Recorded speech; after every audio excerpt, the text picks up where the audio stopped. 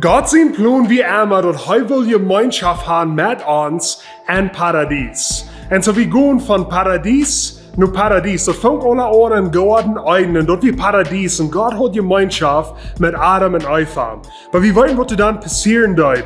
Sind kommt in Nähen, die waren richtig Stopp von Paradies. Und nu wohnen wir hier in dieser Zwischenzeit. Und wir lernen weiter dort ein Tag, dass wir weiter keine Gemeinschaft haben mit Gott in Paradies für alle Ewigkeit. Und so wir sind hier in der Zwischenzeit ben.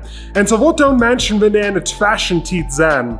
Vielleicht bist du engaged und du lernst dich zum Befreien. Was ist dir in der Lernzeit, in der Zwischenzeit? Wo du merkst die Reut.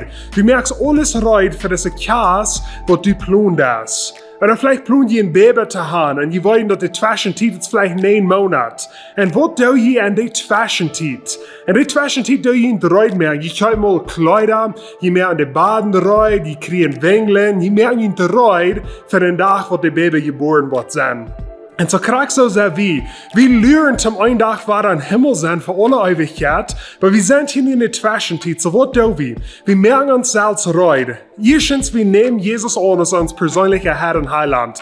Wenn wir Arm annehmen und glauben, dann sagt die Bibel, dass wir wollen euer Leben haben, dass wir wollen in den Himmel ankommen. Wir haben die Rettung, wenn wir Jesus annehmen. Das ist der erste Weg, wo wir uns reut mehr tun. Und der zweite Weg ist, dass wir halten Gott sein Rückbühren, mit dem, dass wir uns glauben, mit unserer Freunde und Familie.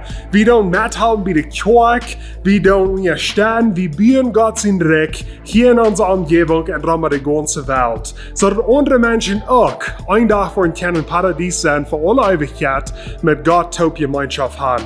So ich will über das Motto sprechen. Wir sind hier in dieser Zwischenzeit, weil wir uns heute mehr zum einen Tag in Paradies sein.